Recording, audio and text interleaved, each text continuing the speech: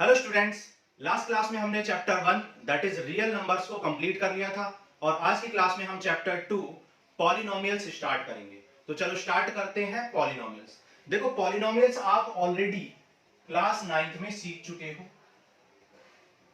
Polynomials आप already class 9th में सीख चुके हो कि पॉलिनोमियल किसे कहते हैं। फिर भी हम पॉलिनोमियल का थोड़ा सा क्विक रिवीजन करेंगे एंड देन फिर 10th क्लास के जो सिलेबस के अकॉर्डिंग चीजें हैं उसको प्रोसीड करेंगे। देखो पॉलिनोमियल्स किसे कहते हैं। देखो पॉलिनोमियल्स जो वर्ड है वो पॉली प्लस नोमियल्स दो टर्म से मिलके बना है। पॉली का मतलब होता है मेनी और नोमियल्स का मतलब होता है टर्म्स।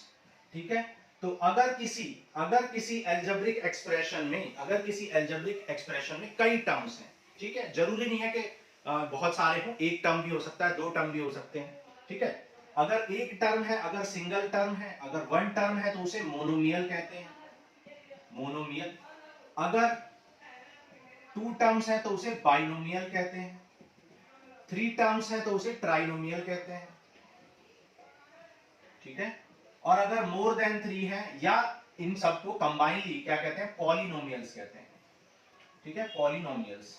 पॉलिनोमियल्स का मतलब क्या, पॉली मींस मेनी और नोमियल्स मींस होता है टर्म्स। जब बहुत सारे टर्म्स हो या एक टर्म हो, दो टर्म हो, तो कंबाइनली इन सबको क्या कहते हैं, पॉलिनोमियल कहते हैं। ठीक है, तो पॉलिनोमियल समझ आ गया आपको। लेकिन टर्म जो है वो कोई भी रैंडम टर्म नहीं चलेगा। टर्म जो भी टर्म की बात होगी वो कुछ स्पेशल टर्म्स होंगे। तो ये पॉलिनोमियल की एग्जैक्ट जो डेफिनेशन है वो क्या है, polynomial polynomial polynomial is an algebraic expression. Polynomial कोई भी एल्जेब्रिक एक्सप्रेशन है, कोई भी एल्जेब्रिक इक्वेशन है in which power of the variable is always whole number. ठीक है, पावर ऑफ वेरिएबल हमेशा क्या होती है, होल नंबर होती है। किसी भी पॉलिनोमियल की पावर हमेशा क्या होती है, होल नंबर होती है। ओके, किसी भी पॉलिनोमियल की पावर हमेशा होल नंबर होती है। पॉलिनोमियल की पावर कभी भी नेगेटिव या फिर फ्रैक्शनल या फिर कोई भी डेसिमल नंबर नहीं हो सकता। हमेशा पावर जो होगी वेरिएबल की वो हमेशा क्या होगी, एक होल नंबर होगी। ठीक है, पावर क्या होगी, हमेशा होल नंबर होगी। ये बात आपको याद रखनी है, किसकी पावर, वेरिएबल की पावर हमेशा होल नंबर होगी। ठीक है, क्लास 9 में आपने वन वेरिएबल पॉलिनोमियल्स के बारे में पढ़ा था and then types of polynomials के बारे में भी आपने पढ़ा था। टाइप्स ऑफ पॉलिनोमियल में आपने थ्री टाइप्स के पॉलिनोमियल्स पढ़े थे। ठीक है, फर्स्ट आपने पढ़ा था लीनियर पॉलिनोमियल, सेकंड आपने पढ़ा था क्वाड्रेटिक पॉलिनोमियल एंड थर्ड आपने पढ़ा था क्यूबिक पॉलिनोमियल। ठीक है, ये तीन बातें आपने पढ़ ली थी। थ्री टाइप्स के पॉलिनोमियल्स आपने पढ़े थे, linear polynomial, quadratic polynomial and cubic polynomial. ठीक है, अब लीनियर, क्वाड्रेटिक एंड क्यूबिक को समझने के लिए आपको पहले डिग्री ऑफ पॉलिनोमियल समझना पड़ेगा। डिग्री ऑफ पॉलिनोमियल, तो डिग्री ऑफ पॉलिनोमियल क्या होता है, highest power of variable. Highest power of variable. ठीक है, हाईएस्ट पावर ऑफ वेरिएबल को क्या कहते हैं, डिग्री कहते हैं। फॉर एग्जांपल अगर मैं आपको एक एक्सप्रेशन दे दूं 3x, तो यहां पर आप देख सकते हो वेरिएबल की दैट इज x की जो हाईएस्ट पावर है वो 1 है। x की हाईएस्ट पावर 1 है, so this is linear polynomial. जब भी डिग्री 1 हो जाएगी, जब भी डिग्री क्या हो जाएगी, डिग्री 1 हो जाएगी, तो वो क्या होगा, डिग्री 1 होगी तो वो लीनियर होगा, डिग्री 2 होगी तो वो डिग्री 2 होगी तो वो क्वाड्रेटिक होगा, डिग्री 1 होगी तो वो लीनियर होगा, और डिग्री 3 होगी तो उसे क्या बोलेंगे, क्यूबिक पॉलिनोमियल कहेंगे। और डिग्री अगर मोर देन 3 होगी तो फिर उसे हायर डिग्री पॉलिनोमियल्स कहेंगे। ठीक है, हायर डिग्री पॉलिनोमियल्स। तो लीनियर पॉलिनोमियल किसे कहते हैं, जिसकी डिग्री 1 होती है, क्वाड्रेटिक पॉलिनोमियल जिसकी डिग्री 2 होती है, क्यूबिक पॉलिनोमियल जिसकी डिग्री 3 होती है। और डिग्री किसे कहते हैं, highest power present in the polynomial को क्या कहते हैं, डिग्री कहते हैं। तो हमने सबसे पहले क्या पढ़ा, पॉलिनोमियल किसे कहते हैं, polynomial is a special type of algebraic expression in which the power of variable is always whole number. ठीक है, पावर ऑफ वेरिएबल हमेशा होल नंबर होगी तो उसे पॉलिनोमियल कहेंगे। डिग्री ऑफ पॉलिनोमियल किसे कहते हैं, highest power present in the polynomial is called degree of the polynomial. सबसे बड़ी पावर जो होगी उसी को क्या बोलेंगे, डिग्री ऑफ द पॉलिनोमियल बोलेंगे। फिर हमने टाइप ऑफ पॉलिनोमियल पढ़े, linear polynomial, quadratic polynomial, cubic polynomial. Linear मतलब डिग्री 1, क्वाड्रेटिक मतलब डिग्री 2, क्यूबिक मतलब डिग्री 3। ये टाइप्स पढ़ लिए थे, ठीक है। यहां पर हमने पढ़ा कि पॉलिनोमियल जो वर्ड है वो दो वर्ड से मिलकर बना है, पॉली एंड नोमियल्स। पॉली मींस होता है मेनी और नोमियल्स मीन होता है टर्म्स। तो बहुत सारे टर्म्स हो या कुछ टर्म्स हो तो उसको हम क्या कहते हैं, पॉलिनोमियल कहते हैं, ठीक है। अगर एक टर्म है उसे तो मोनोमियल, मोनो मतलब 1, ठीक है। दो टर्म है तो बाइनोमियल, बाई मतलब 2, ट्राई मतलब 3, तो तीन टर्म है तो ट्राइनोमियल्स। और कंबाइनली अगर 3 से मोर देन टर्म्स है या कोई भी टर्म्स है, ठीक है, कंबाइनली इन सबको पॉलिनोमियल्स कहते हैं। क्लियर है? तो ये बात आपको समझ में आ गई। अब एग्जांपल्स देख लेते हैं linear and quadratic and cubic polynomial की। लीनियर क्वाड्रेटिक, ठीक है, जैसे एग्जांपल्स देखते हैं। जैसे आपको गिवन है 3x, तो 3x क्या है, एक लीनियर पॉलिनोमियल। 3x एक लीनियर पॉलिनोमियल। 3x + 2 ये भी एक लीनियर पॉलिनोमियल है। क्यों? क्योंकि x की पावर, x की मैक्सिमम पावर 1 है, तो इसलिए डिग्री 1 हो गई, और डिग्री 1 तो लीनियर है, ठीक है। यहां पर x की मैक्सिमम पावर कितनी है, 1 है, तो यहां पर भी डिग्री 1 हो गई, तो ये लीनियर है, ठीक है।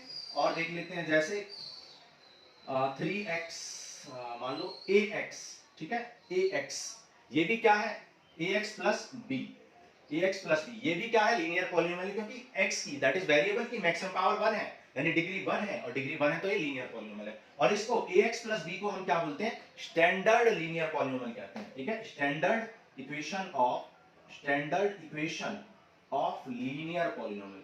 लीनियर पॉलिनोमियल की स्टैंडर्ड इक्वेशन क्या होती है, ax + b where a cannot be 0, जहां a कभी भी 0 नहीं हो सकता है, क्योंकि अगर a 0 हो गया तो ये x वाला टर्म ही 0 हो जाएगा, और x वाला टर्म 0 हो जाएगा तो फिर b बचेगा। b यहां पर b के साथ x की पावर 0 है, क्योंकि आपको पता होना चाहिए एनीथिंग पावर 0 क्या होता है, 1। सो x की पावर 0 है, दैट इज b के साथ कोई x नहीं है, इसका मतलब x की पावर 0 है वहां पर, इसलिए तब डिग्री 0 हो जाएगी, ठीक है। यहां पर डिग्री 1 रखने के लिए a कम से कम 0 नहीं होना चाहिए, अदरवाइज ये टर्म ही 0 हो जाएगा और डिग्री 1 नहीं रहेगी, और फिर पॉलिनोमियल आपका लीनियर नहीं रहेगा। इसको आप क्या बोलते हैं, standard equation of linear polynomial कहते हैं। क्लियर?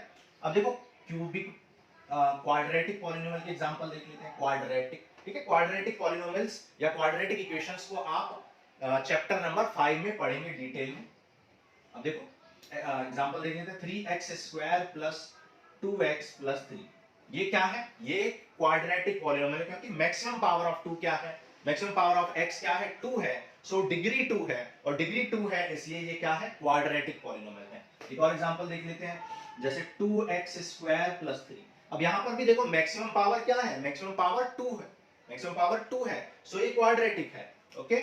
जैसे x², यहां पर भी मैक्सिमम पावर 2 है, तो ये क्या है, क्वाड्रेटिक पॉलिनोमियल है। क्वाड्रेटिक पॉलिनोमियल की स्टैंडर्ड इक्वेशन क्या होती है, standard equation of quadratic polynomial. Quadratic polynomial की स्टैंडर्ड इक्वेशन क्या होती है, ax² + bx + c where a cannot be 0, जहां a को आप 0 नहीं लिख सकते हो, क्योंकि अगर a 0 हो गया तो ये x² वाला टर्म ही 0 हो जाएगा, तो आप इस इक्वेशन को फिर क्वाड्रेटिक पॉलिनोमियल नहीं कह पाएंगे, क्योंकि तब मैक्सिमम पावर यहां पर 1 मिल जाएगी, 2 पावर वाला टर्म एलिमिनेट हो जाएगा। क्लियर? तो a could not be 0। Clear है? तो ये हमने एग्जांपल्स नीचे दिखाई दे रहा है, ओके। नाउ एक और कुछ और एग्जांपल्स देखते हैं, जैसे कुछ और एग्जांपल हम देखते हैं, जैसे ax, जैसे हम कर लेते हैं 3x³ + 2x² + 5x + 3 ये क्या है, ये क्यूबिक इक्वेशन है, क्यूबिक पॉलिनोमियल है। क्यों? क्योंकि मैक्सिमम पावर ऑफ x क्या है, 3 है, यहां पर x की मैक्सिमम पावर 3 है, इसलिए क्यूबिक पॉलिनोमियल है, ओके। तो ये क्यूबिक पॉलिनोमियल का एग्जांपल हो गया। एक और एग्जांपल x³ ले लेते हैं। देखो x³ भी एक क्या है, क्यूबिक पॉलिनोमियल है, क्योंकि x की मैक्सिमम पावर 3 है, दैट इज वेरिएबल की मैक्सिमम पावर 3 है। 2x³ भी क्या है, एक 2x³ भी एक क्यूबिक पॉलिनोमियल है, क्योंकि यहां पर मैक्सिमम पावर ऑफ x क्या है, 3 है। और standard equation of cubic polynomial क्या होती है, standard equation ax³ + bx² + cx + d। इस इक्वेशन को आप क्या कहते हैं, standard equation of cubic polynomial कहते हैं, ठीक है। क्यूबिक पॉलिनोमियल की इसको स्टैंडर्ड इक्वेशन कहते हैं, क्योंकि यहां पर डिग्री 3 है, मैक्सिमम पावर ऑफ वेरिएबल 3 है, इसलिए इसको क्या बोलते हैं, इसको हम क्यूबिक पॉलिनोमियल कहते हैं। यहां तक आपको क्लियर हो गया होगा। तो पॉलिनोमियल किसे कहते हैं? जब किसी भी इक्वेशन में, किसी भी अलजेब्रिक एक्सप्रेशन में x की, दैट इज वेरिएबल की पावर अगर होल नंबर होती है, नॉन नेगेटिव होती है, या फिर कोई भी फ्रैक्शनल या डेसिमल नहीं होती है, तो उसे क्या बोलते हैं? पॉलिनोमियल कहते हैं। ओके, पॉलिनोमियल के टाइप्स आपने पढ़ लिए, पॉलिनोमियल के एग्जांपल्स आपने पढ़ लिए, ठीक है, मोनोमियल्स, बाइनोमियल्स एंड ट्राइनोमियल्स, ये सब चीजें पढ़ ली। स्क्रीनशॉट ले लो, फिर आगे बढ़ते हैं।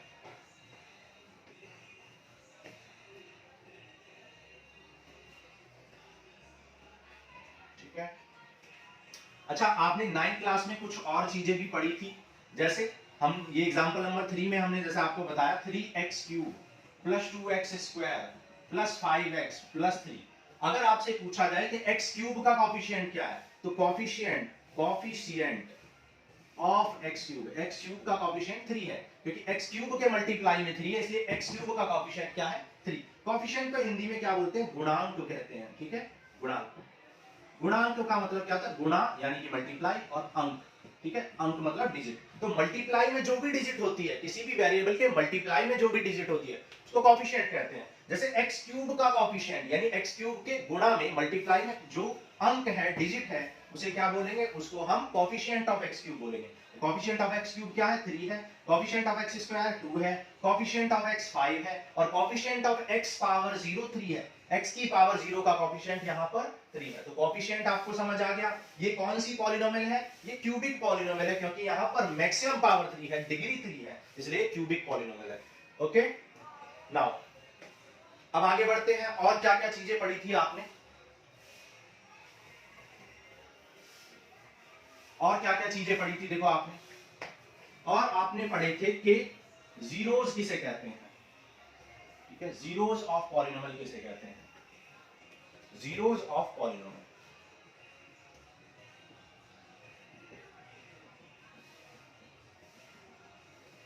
Zeros of polynomial. ठीक है, जीरोस ऑफ पॉलिनोमियल को आप पोल्स, रूट्स, ठीक है, पोल्स, रूट्स, सॉल्यूशन, ठीक है, इन सब नाम से भी जानते हैं। ठीक है, आपसे जीरोस बोले, पोल्स बोले, रूट्स बोले, या सॉल्यूशन ऑफ इक्वेशन बोले, सारे क्या है?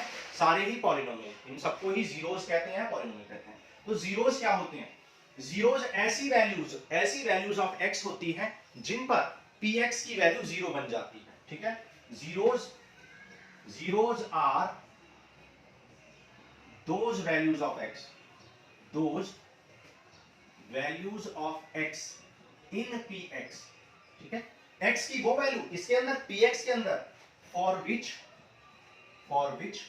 px इज इक्वल टू 0, जिसके लिए px क्या हो जाता है? 0 बन जाता है। ऐसी वैल्यू ऑफ x जिसके लिए px की वैल्यू 0 आ जाती है। ठीक है, तो if c is 0 of equation, अगर c 0 ऑफ इक्वेशन हो, if c is 0 of equation, तो ये इंप्लाई करेगा, मतलब ये बताएगा कि pc की वैल्यू 100% क्या आ जाएगी? 0 आ जाएगी, क्योंकि c 0 ऑफ इक्वेशन है, 0 ऑफ पॉलिनोमियल है। तो आप जैसे ही c की जगह पे, x की जगह पे c पुट करोगे, तो आपका पॉलिनोमियल 0 आ जाएगा, pc इक्वल टू 0। तो those values of x at which the polynomial becomes 0 are called poles, zeros, solution and roots of the equation.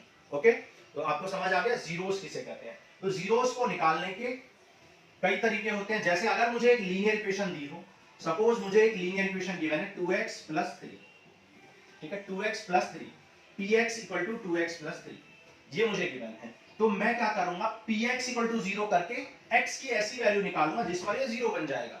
ठीक है, तो आप क्या करोगे? px इक्वल टू 0 पुट करोगे और वहां से x की वैल्यू निकाल लोगे। ठीक है, x की वैल्यू क्या आ जाएगी? -3/2। सो -3/2 क्या है? ऐसी वैल्यू ऑफ x है जिस पर px 0 हो जाएगा, तभी तो px को 0 करके ये वैल्यू आई है। आप पुट करके देख लें, 2 इंटू -3/2 प्लस 3, 2 से 2, 3 प्लस 3, 0 आ गया। आना भी चाहिए, क्योंकि ये वैल्यू कब मिली है? जब आपने इस एक्सप्रेशन को 0 के इक्वल रखा है। तो जब इस वैल्यू को वापस से px में पुट कर दोगे तो फिर से 0 बना देगा उसको। सो x इक्वल टू -3/2 क्या है? Roots, poles, zeros of equation, zeros और सॉल्यूशन ऑफ px है, px के सॉल्यूशन है ये। ठीक है, x इक्वल टू -3/2। क्लियर? एक और एग्जांपल देखते हैं, एग्जांपल नंबर 2। मान लो आपने एक और एग्जांपल लिया, x² प्लस 4x प्लस 4। तो इसको फैक्टराइज करो। सबसे पहले मान लो ये px की वैल्यू गिवन है, तो इक्वल टू 0 करेंगे जीरोस निकालने के लिए, तो 0 करने के लिए 0 करेंगे तो x square plus 4x plus 4 equal to 0 आ जाएगा। ठीक है, नाउ इसको फैक्टर कर लो, 2x plus 2 plus 4 equal to 0। ठीक है, x कॉमन लो तो x प्लस 2, 2 कॉमन लेंगे तो क्या बचेगा x plus 2 equal to 0, x plus 2 common ले लो क्या बचेगा x प्लस 2। ठीक है, तो ये आ गया x plus 2 equal to 0, so x equal to क्या आ जाएगा -2। अगेन यहां से भी x प्लस 2 इक्वल टू 0 और x क्या आ जाएगा, यहां पर भी -2 आ जाएगा। ठीक है, हमने फैक्टराइज किया और x की वैल्यू निकाली, आपने देखा कि x की दो वैल्यूज निकल के आई हैं। ठीक है, हालांकि ये वैल्यू इक्वल है, लेकिन किसी अलग एग्जांपल के लिए, फॉर एग्जांपल अगर मैं x square plus 5x plus 6 ये एक पॉलिनोमियल गिवन है और इसको इक्वल टू 0 करके मैं सॉल्व करूं तो इसके फैक्टर आएंगे x plus 2, x plus 3 equal to 0, तो x plus 2 equal to 0, so x आ जाएगा -2 और यहां पर x plus 3 equal to 0, x आ जाएगा -3। तो आप देख सकते हो जब भी आप क्वाड्रेटिक इक्वेशन को सॉल्व कर रहे हैं या उसके जीरोस निकालें तो कितने जीरोस आ रहे हैं, 2 जीरोस आ रहे हैं। जब भी क्वाड्रेटिक इक्वेशन को सॉल्व करते हैं तो 2 जीरोस आते हैं, जबकि अगर आप लीनियर इक्वेशन को सॉल्व करते हैं तो कितने, एक ही जीरो आता है, एक ही सॉल्यूशन आता है। तो आपसे आप यहां पर एक कंक्लूजन लिख सकते हो, नोट लिख सकते हो, वेरी इंपॉर्टेंट नोट। आप नोट यहां पे लिखोगे, number of zeros slash roots slash polynomial, number of zeros, roots and polynomials is always equal to degree of the polynomial, degree of polynomial। ठीक है, डिग्री ऑफ पॉलिनोमियल के equal होते हैं number of roots. जब भी आपसे number of roots, zeros या solution या number of zeros roots of polynomials पूछा जाएगा, ठीक है, जीरोस रूट्स पोल्स भी कह सकते हो, ऑफ किसी भी पॉलिनोमियल के पूछा जाएगा तो हमेशा डिग्री ऑफ पॉलिनोमियल के इक्वल होगा। अगर लीनियर है तो एक ही जीरो आएगा, क्वाड्रेटिक है तो दो जीरो आएंगे, क्यूबिक है तो तीन जीरो आएंगे। ठीक है, और अगर फिफ्थ ऑर्डर का या फिफ्थ डिग्री का अगर पॉलिनोमियल है, फिफ्थ डिग्री का अगर पॉलिनोमियल है तो कितने जीरोस आएंगे, कितने पोल्स आएंगे, 5 पोल्स आएंगे, x की 5 वैल्यूज आएंगी। क्लियर, तो ये बहुत इंपॉर्टेंट नोट है, ये आपको याद रखना है। ठीक है, आगे चलते हैं, स्क्रीनशॉट ले सकते हो आप।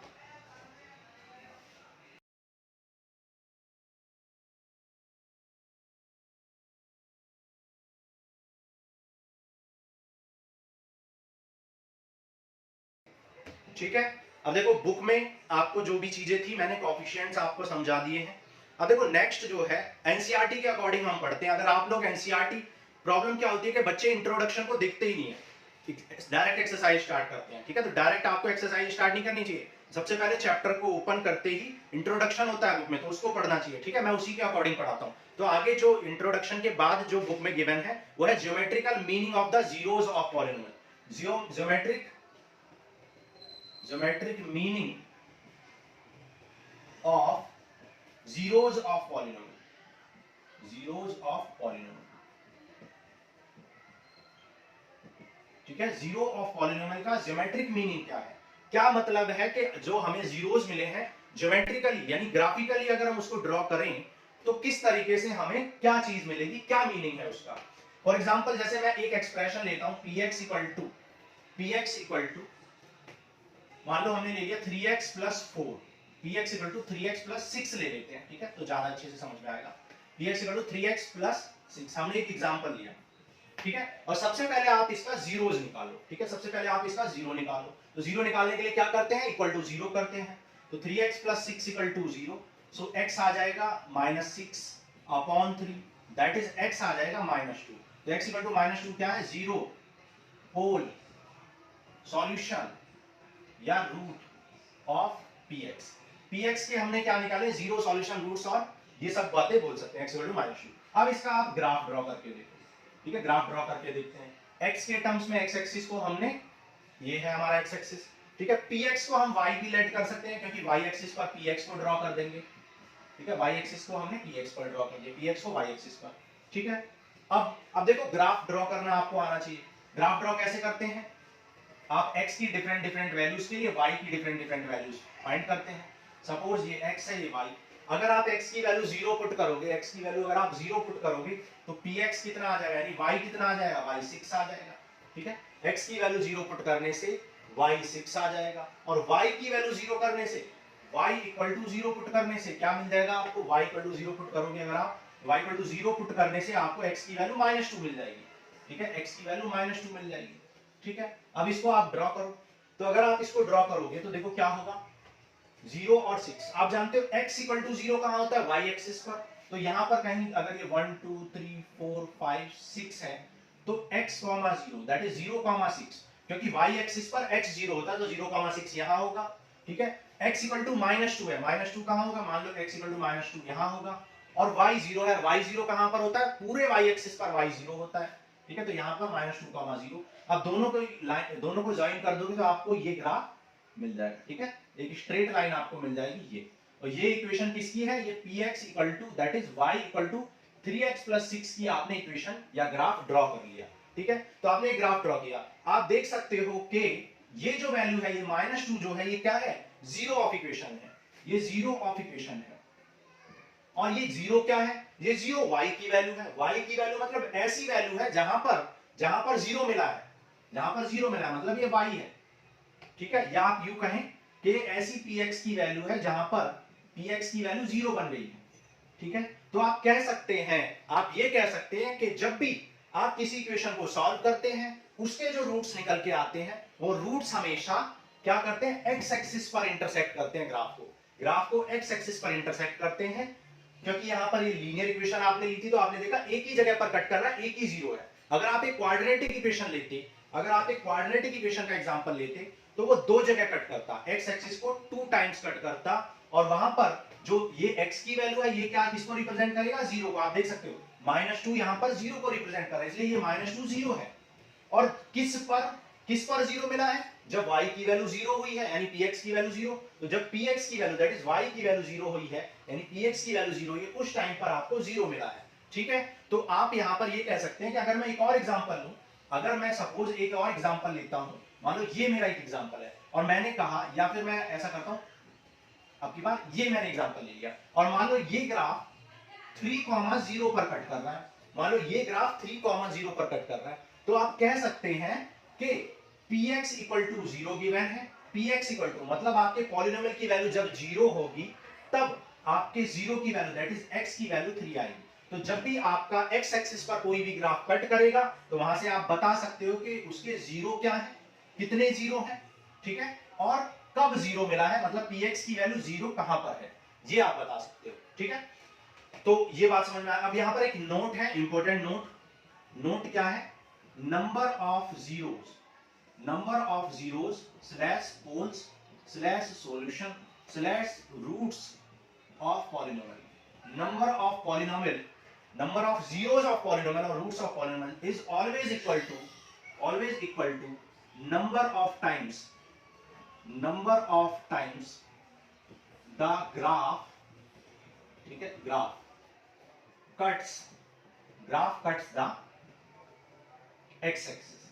ठीक है, ये क्या है, मैक्सिमम नंबर ऑफ टाइम है। नंबर ऑफ जीरोस पोल और root of the equation is always equal to number of maximum times.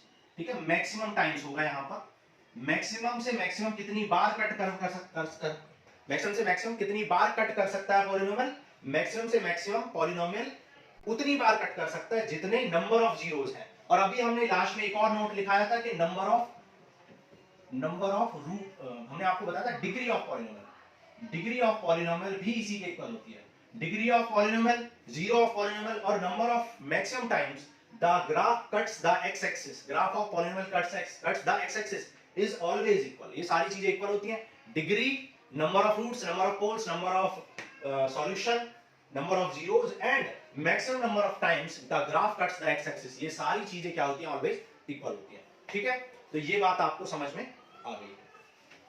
Okay, अब देखो कुछ एग्जांपल्स करते हैं, हम डायरेक्ट एक्सरसाइज को प्रोसीड करते हैं तो एग्जांपल्स अपने आप समझ में आ जाएंगे। ठीक है, तो अब एक्सरसाइज स्टार्ट करते हैं, एक्सरसाइज 2.1।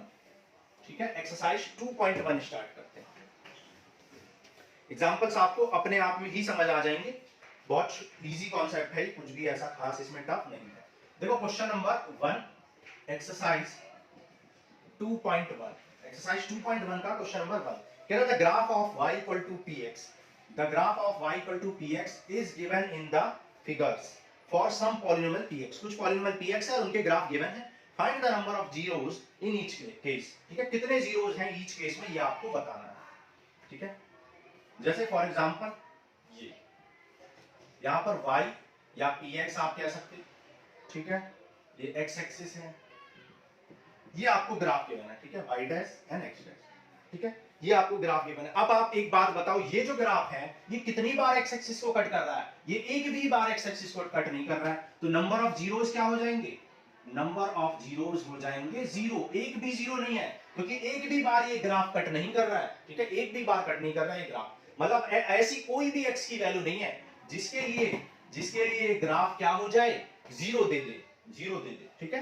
जैसे फॉर एग्जांपल मैं कहूं आपसे y equal to 2, y equal to 2, आप जानते हो y equal to constant, equation of line parallel to x axis होती है, ठीक है, कोऑर्डिनेट ज्योमेट्री में आपने सीखा था क्लास 9 में, 10th में भी अभी आप सीखोगे चैप्टर नंबर 4 में, ठीक है। तो y इक्वल टू 2 क्या है? Equation of line parallel to y axis, x axis है, तो x एक्सिस के पैरेलल y इक्वल टू 2 या y इक्वल टू कांस्टेंट होते हैं, तो ये x एक्सिस को कट ही नहीं कर रही है, यहां पर नंबर ऑफ जीरोस क्या होंगे? जीरो होंगे, मतलब एक भी x की वैल्यू नहीं है जो y इक्वल टू 2 को जीरो बना दे, एक भी वैल्यू, क्योंकि यहां x है ही नहीं, तो कैसे जीरो बनेगा? यहां पर नंबर ऑफ जीरोस क्या हो जाएंगे? जीरो हो जाएंगे। क्लियर है?